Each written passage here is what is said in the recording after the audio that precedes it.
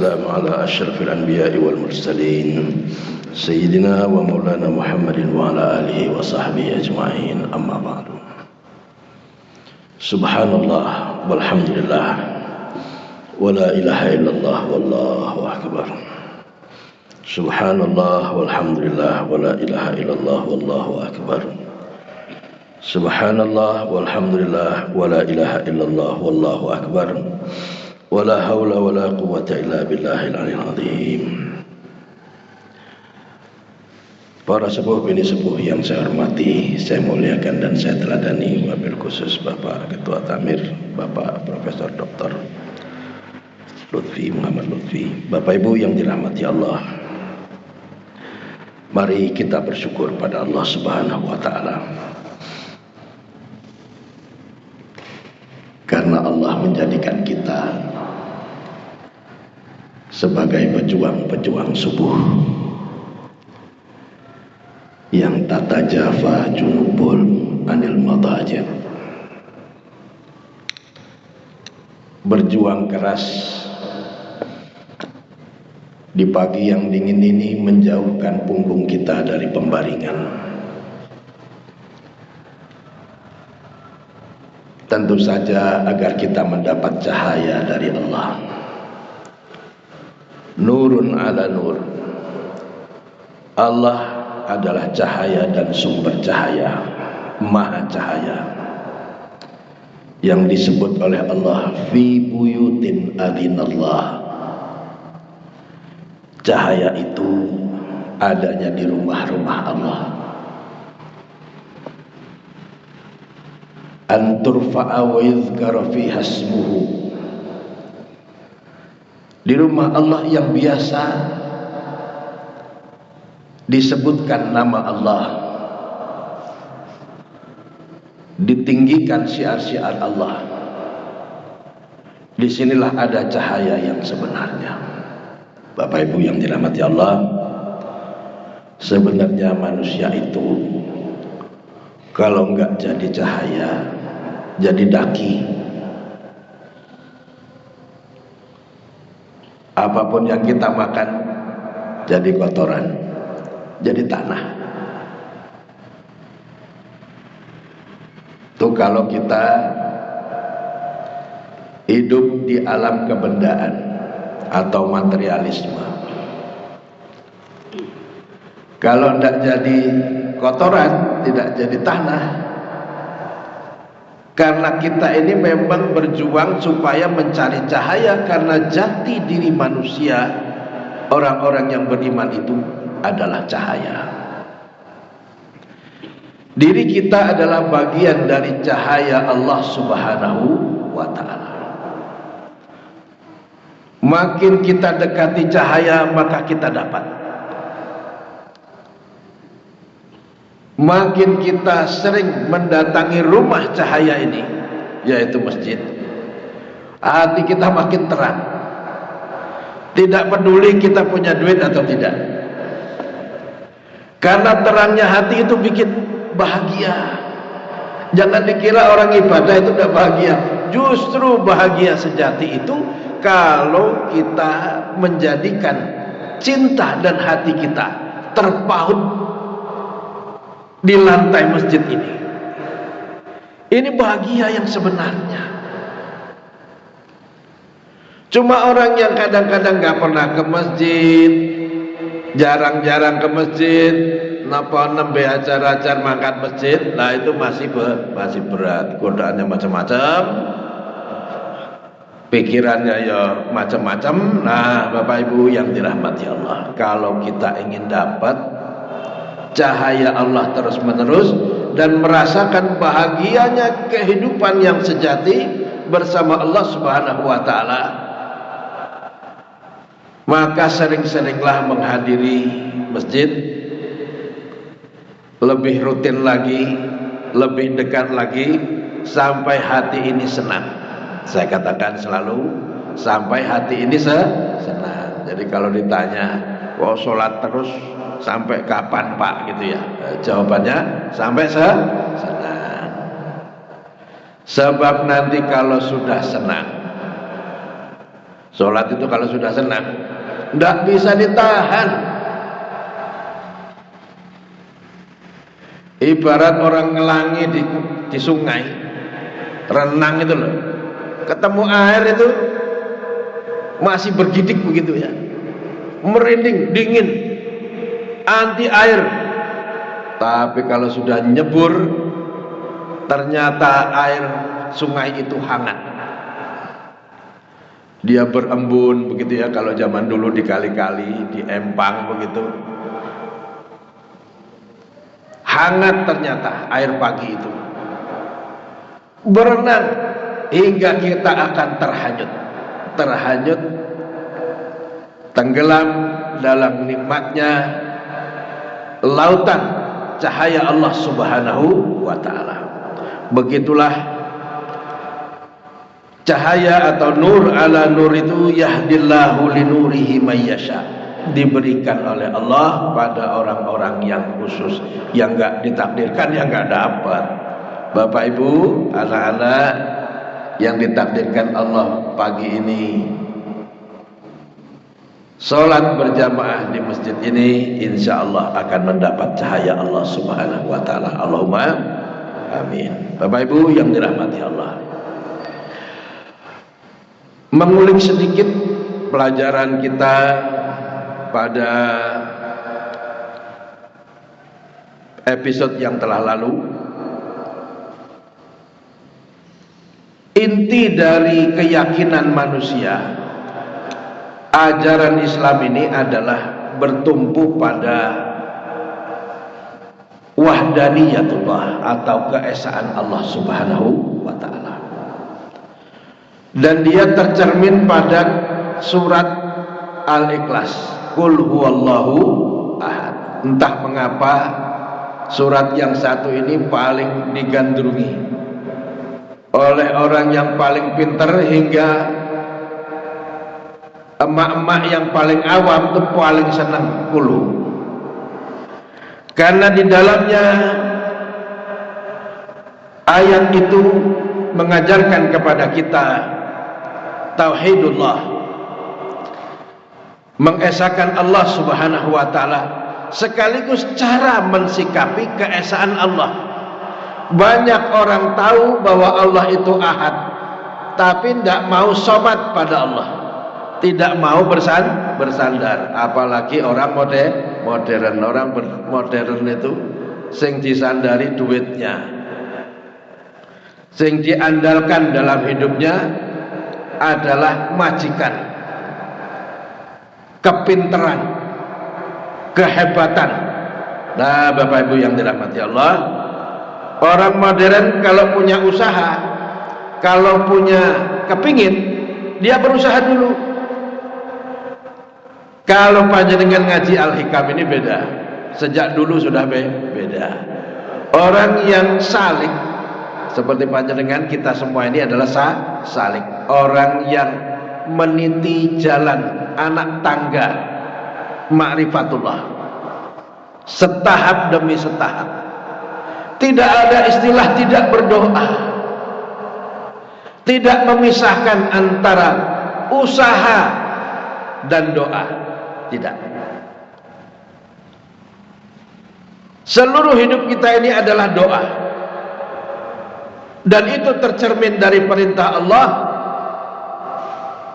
Kalau memulai hari, mulailah dengan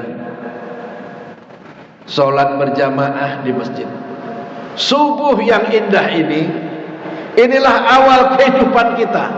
Beginilah cara kita memulai setiap hari-hari kita. Dimulai dengan ibadah. Beda dengan orang modern. Dia yang penting usaha dulu. Sudah pontang-panting, sudah jungkir balik, sudah setengah mati, sudah kelihatan hasilnya hampir tidak berhasil, baru dia berdoa dikit-dikit mangkat masjid. Berdoa karena duwe karep, duwe hajat. Membuat kita jadi manusia yang pelit. Bagaimana mungkin Allah murah sama kita? Lah kita pelit kok. Mestinya Allah itu didahulukan. Nah, ini disiplin makrifat seperti itu Bapak Ibu. Disiplin makrifat,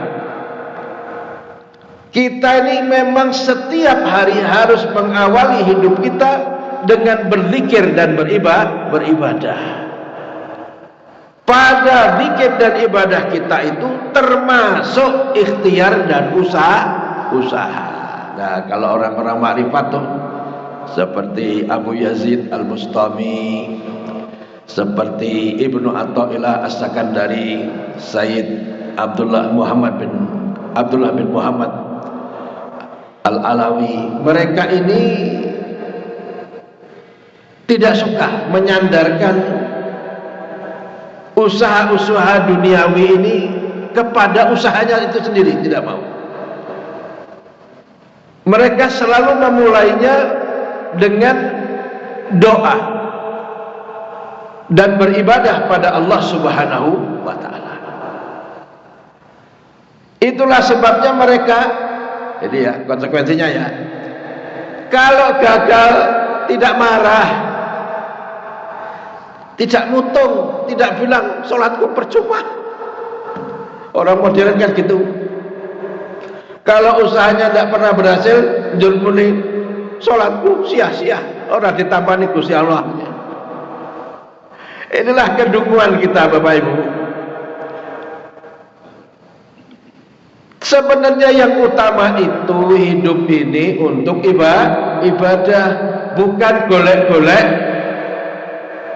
seneng tapi ibadah. Nah Bapak Ibu, bukan berarti orang ibadah tidak boleh seneng, mboten. Maksud saya niat sekolah niki kangge ibadah. Jangan sekolah cuma buat cari duit, dapat pekerjaan yang basah begitu ya. Sekolahlah, kuliahlah untuk Allah. Itu namanya thalabul ilmi lil ibadah. Mengajar juga untuk Allah, bukan sekedar cari duit. Sebab duit itu dikit. Kata Nabi waktu mau diberi sedekah, beliau bilang apa? Kami Bani Hasyim dan Bani Muthalib ini tidak terima sedekah, tidak pula zakat. Kenapa ya Rasulullah? Beliau menjawab, zakat, sedekah, duit, harta, beliau nyebutnya mal begitu ya, itu cuma daki-dakinya manusia. Maksudnya daki itu gini loh, kita itu cari dunia sampai kemeringet, sisanya keringet. Kalau kita tidak mandi, dia jadi daki. Ya cuma daki itu yang kita dapat. Kalau kita tidak mendapatkan keberkahannya. Nah, Bapak Ibu yang dirahmati Allah, ungkapan Kanjeng Nabi ini membuat kita terhenyak dan sadar bahwa amal-amal duniawi ini sebaiknya yang dicari bukan bati, tapi carilah barokahnya. Nah, Bapak Ibu yang dirahmati Allah. Lah terus piye Pak nek arep duwe karep, duwe hajat, duwe kepingin ora entuk, boleh semua. Dengan syarat kepingin kita itu manut kepinginnya Allah Subhanahu wa ta'ala. Mas-mas misalnya sing jomblo-jomblo pengennya cepat dapat jodoh, ngaten nggih? Nah, tapi jangan asal sing penting duwe pacar Pak, ben nek ditakoni ora izin. Sing penting cari duit Pak, supaya kalau nanti pulang kampung ditanyain orang kerjaannya apa, dia bisa jawab duit penghasilan. Soalnya muni orang dia penghasilan izin. Jadi kita ini manusia-manusia materialistis yang hidup di dunia ini hanya untuk cari kebanggaan dan cari pujian tetangga. Masya Allah. Itulah yang bikin kita kere seumur-umur.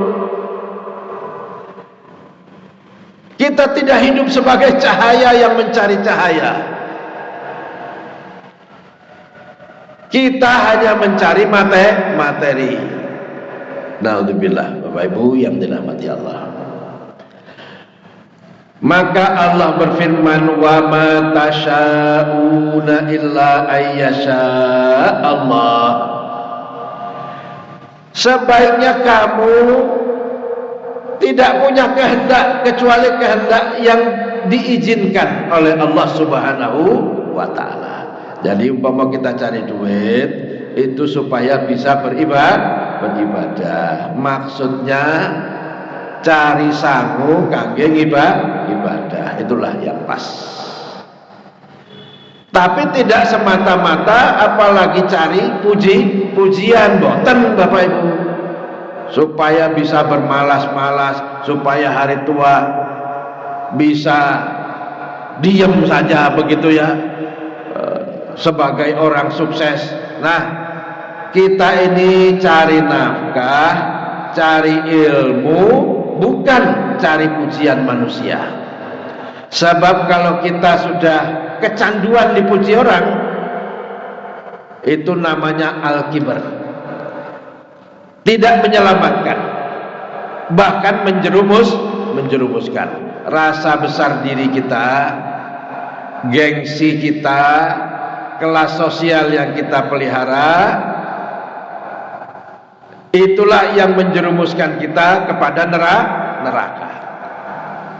Ini dari kecil kita harus sudah belajar memang bagaimana kita supaya tidak matre hidup ini, cari ibadah sehingga apa-apa yang kita lakukan itu tidak asal jadi duit. Karena yang paling penting adalah kualitas amal kita ini menjadi lebih baik. Begitu pula orang kuliah, tidak yang penting dapat nilai bagus, tapi yang utama adalah kita ini benar-benar menguasai amanahnya guru-guru kita, dosen-dosen kita, bahwa apa yang disampaikan oleh beliau-beliau itu benar-benar kita tekuni. Intinya itu, Bapak Ibu yang dirahmati Allah, hiduplah dalam kehendak Allah. Kalau suatu saat kita gagal, kita nggak panik. Umpama kita cari duit, kerja, ternyata kita dibohongin oleh bos. Bapak Ibu yang dirahmati Allah, uang itu ya perlu tapi tidak seberapa penting. Panjenengan tidak usah kecewa. Ya Allah, hamba cari nafkah ini untuk menafkahi keluarga hamba. Inilah ibadah hamba untukmu ya Allah, bukan semata-mata untuk diri hamba. Begitu, maka semuanya akan diridhoi Allah, semuanya akan dipertemukan dengan jalan kemudahannya. Lah kita ini kadang-kadang sangat mengandalkan kepintaran otak, tenaga, kemampuan diri sendiri, tapi lupa minta pada Allah. Mulailah minta pada Allah. Jangan terlalu kemintar. Manusia itu memang bisa sangat pintar, tapi orang yang beriman akan mengandalkan Allah. Ini makna Allahus Samad, nyandara Gusti Allah setiap saat. Ya, kata dua. Ini namanya tawakal. Wa may yattaqillaha yaj'al lahu makhraja. Barang siapa yang tawakal pada Allah akan ada jalan keluar. Wa yarzuqhu min haitsu la yahtasib. Ini sebuah rumus besar, tapi kita harus totalitas tawakalnya. Jangan tawakal pas sudah kelihatan mau gagal. Dari awal itu kita cuma bermimpi saja. Sukses kuliah, terus dapat pekerjaan bagus, gaji tinggi. Wah, mimpi kita punya rumah, punya mobil, punya istri cantik dan sebagainya. Nah, Bapak Ibu yang dirahmati Allah, inilah kelirunya kita. Kebanyakan orang modern seperti itu. Hingga terjadi kalau gagal, dia panik cari-cari yang salah. Salahnya dosenku kae, sing pelit nilai kae. Jadi dia tidak introspeksi. Bapak Ibu yang dirahmati Allah, orang beriman apalagi yang menekuni jalan makrifat ini tidak mempermasalahkan hasil, itu tidak masalah. Kalau memang niat ibadah, lakukan yang terbaik, otomatis akan berhasil. Kalau ternyata gagal juga, yang penting kita sudah berusaha. Inilah disiplin makrifat, ya. Yang penting kita sudah lakukan. Saya sering ditanya orang, "Tat, sampean dakwah terus ki hasilnya ono apa ora? Apa sampean duwe santri, duwe jamaah?" Saya tersenyum saja. Orang berdakwah tidak harus berhasil, tapi kalau mau berdakwah otomatis berhasil. Berdakwahlah, tidak usah bingung apakah kita ini gagal atau berhasil. Ada sih pertimbangan teknis dan ilmiah. Oh, mungkin kita berdakwah ini kurang luas, kita harus evaluasi. Oh, kita berdakwah ini suka monoton, barangkali ini kita evaluasi. Oh, retorika kita kurang bagus, ya kita evaluasi. Tapi kita tidak usah ngoyo, semua itu masalah-masalah teknis sesuai kemampuan saja, ya. Tidak usah khawatir. Nanti kalau kita tidak pinter bahasa Jawa misalnya, terus kita nggak diterima orang. Yang penting kita berdakwah, niat baik, lakukan sekuat kemampuan kita. Yang terbaik lakukan yang ihsan. Insya Allah, Allah menilai yang ihsan itu, tidak menilai apakah dakwanya disambut oleh jamaah apa enggak. Lah, tidak usah begitu. Ini kira-kira panjenengan habis ngaji ini pinter napa mboten? Sing pasti tambah ilmu, Pak. Yang kedua, tercerahkan. Ketiga, tambah semangat ibadah, gitu ya. Tambah pinter napa mboten pertanyaannya? Panjenengan akan menjawab mboten. Ya. Mboten. Tambah alim napa mboten? Ya usaha. Pokok men berusaha untuk lebih dekat kepada Allah Subhanahu wa taala. Kalau ngaji itu mesti insya Allah disukai oleh Allah Subhanahu wa ta'ala. Lebih banyak pahalanya daripada sholat sunnah 1000 rakaat. Kanjeng Nabi sudah bilang begitu, ya. Ngaji gini loh, ini ibadah umum tapi pahalanya luar biasa. Mengapa? Karena Allah suka setiap usaha yang dapat mencerahkan hati, ya. Allah suka. Nah, Bapak Ibu, nanti panjenengan saya kasih peluang untuk bertanya sebanyak-banyaknya. Mohon disiapkan pertanyaannya. Saya lanjutkan, Bapak Ibu. Hingga pada kesempatan ini Ibnu Athaillah berkata, "Sawabikul himam la tahriku aswar al-aqdar." Militansi dan semangat yang tinggi tidak menjamin keberhasilan. Ini ilmu makrifat, ya, bukan ilmunya motivator, bukan. Ilmu makrifat begitu. Ibnu Athaillah berkata, semangat kita yang menggebu-gebu, usaha dan perjuangan kita, intelektualitas kita, kecerdasan kita, kekuatan tenaga kita, tidak menjamin apapun. Kalau tidak manut kersane Gusti Allah Subhanahu wa ta'ala. Kalau tidak sesuai dengan maunya Allah.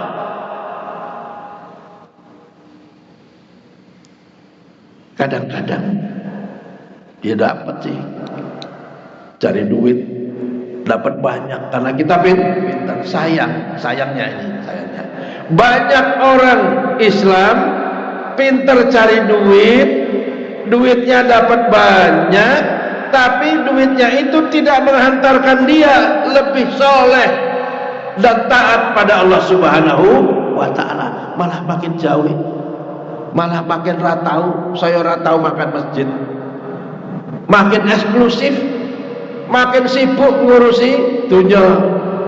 Malah dulu ndak punya hobi, pada waktu belum kerja masih nganggur, biasa nyapu halaman, pagi-pagi dandan-dandan, berkebun dan sebagainya.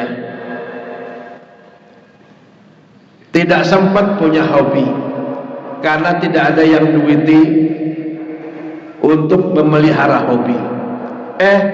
Ketika sekarang sudah punya duit, lupa ke masjid. Sebab apa? Punya hobi sekarang, duitnya dipakai beli hobi, beli burung 5 juta. Ben wayah kisi-kisi wae manuke. Jadi dia sempat memandikan burung, memberi makan burung, tapi tidak sempat ke masjid. Masya Allah, alangkah ruginya. Inilah yang saya maksud, kehendak kita tidak pas dengan kehendaknya Allah Subhanahu wa ta'ala. Orang makrifat tangkas menata hatinya. Ya Allah, jika engkau beri hamba rezeki, semuanya untukmu ya Allah, tidak ada yang untukmu. Orang makrifat itu tidak ada yang untukku, semuanya untukku ya Allah. Begitu itu kayanya makin menjadi-jadi. Begitulah dulu kayanya Anas. Anas itu anak yatim. Dia menjadi anak yang diasuh oleh Kanjeng Nabi sallallahu alaihi wasallam. Suatu hari dia sakit. Ibunya Ummu Salamah didatangi oleh Kanjeng Nabi. Kanjeng Nabi ingin mendoakan Anas yang sedang berbaring sakit. Kanjeng Nabi mendoakannya. Salah satu doa Kanjeng Nabi itu, ya Allah, sejahterakanlah anak yatimmu. Ya Allah, muliakanlah ia di masa kecilnya hingga dewasanya. Ya Allah, berkatilah dia dengan rezeki yang berlimpah. Bapak Ibu yang dirahmati Allah, apa yang terjadi?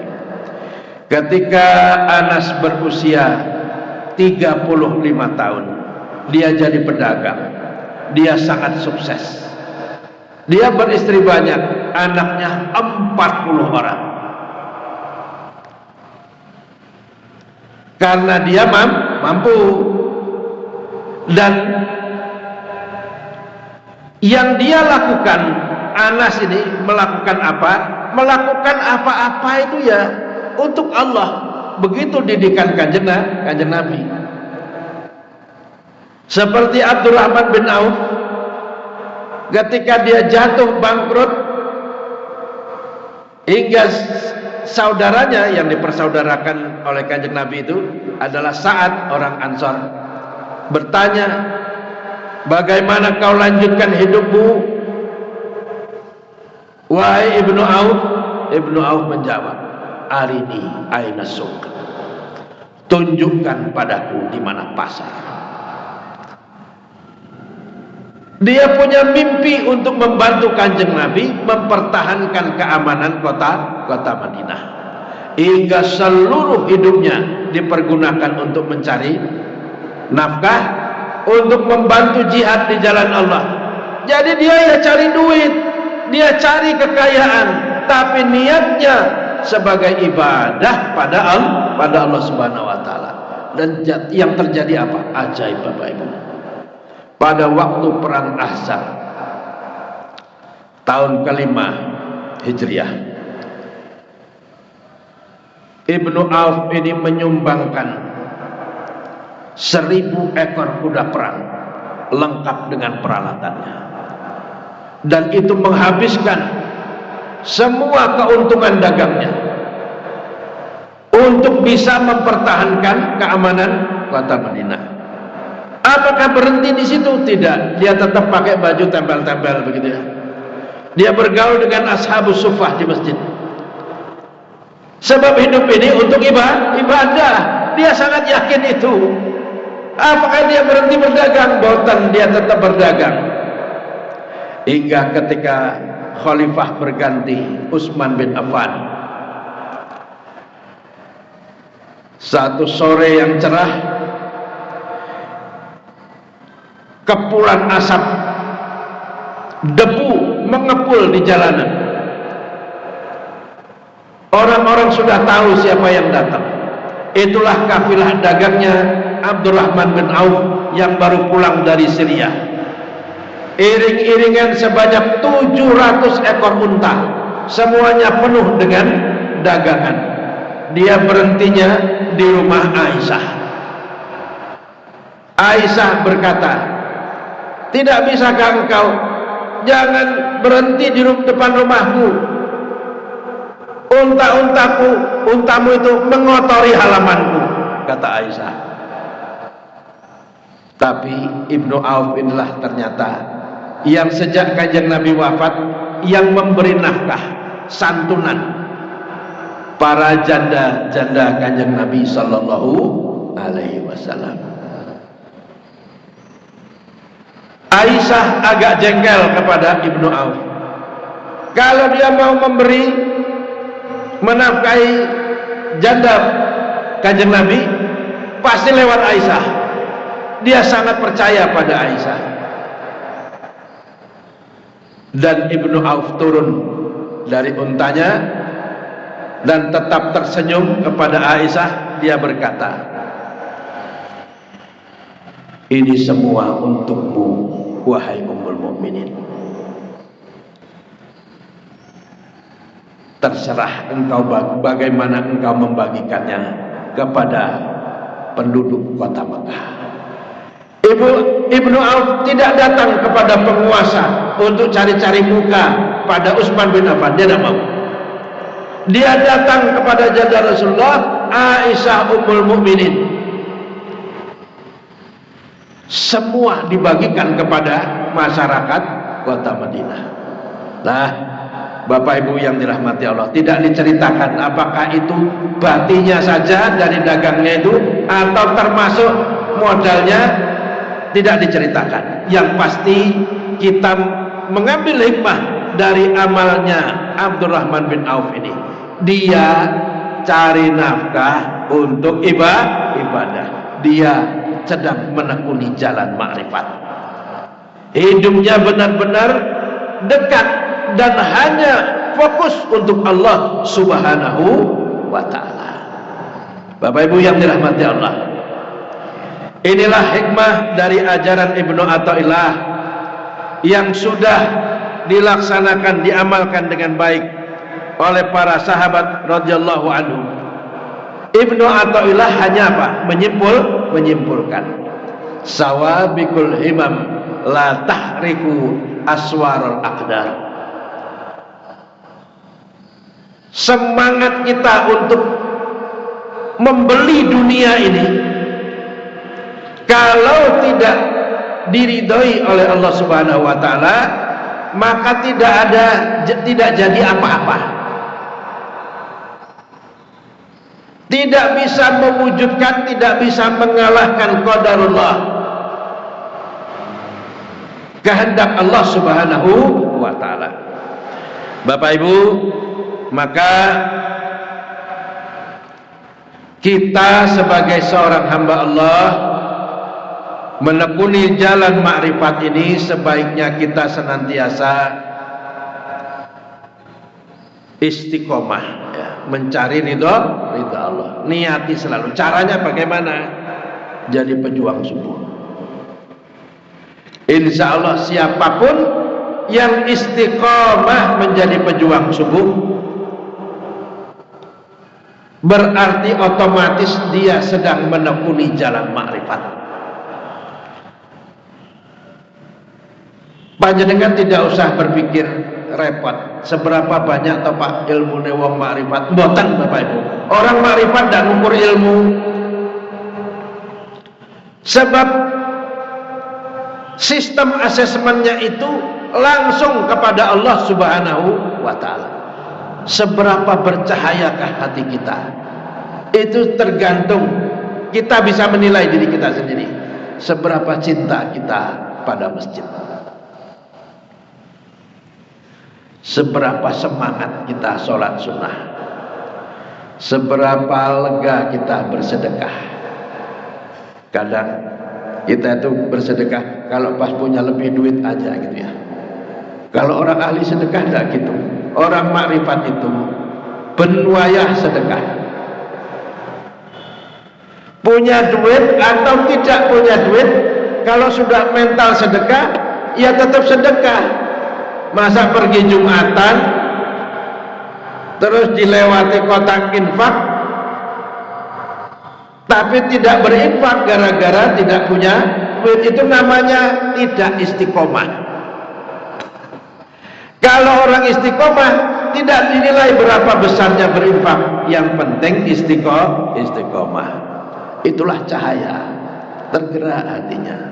Punya dikit aja, tidak punya duit aja sedekah, apalagi kalau punya duit. Itu cahaya Bapak Ibu. Seberapa banyak kita tertarik pada ilmu, ini salah satu assessment, indikatornya. Apakah kita sudah dapat cahaya atau belum? Seberapa banyak kita ingin bertanya kepada para guru, apakah perbuatan kita sudah pas dengan syariat atau belum? Memang Bapak Ibu, ilmunya itu tentang fikih, tapi semangat untuk bertanya itulah makrifat. Ya, semangat untuk ngajinya itulah makrifat. Kalau ngajinya barangkali ngaji biasa, ngaji baca Quran Pak, kuliah. Orang nyebutnya itu ngaji remeh, ngaji Quran ini ngaji biasa, ya. Seolah-olah perkara remeh temeh begitu. Ya, semua kembali pada kita. Kira-kira kita semangat apa tidak ngaji? Nah, ini menentukan apakah kita ini terang apa gelap masa hidup kita ini. Besok Bapak Ibu, Allah akan buktikan bahwa jati diri kita ini cahaya. Kalau tidak, ya kotoran.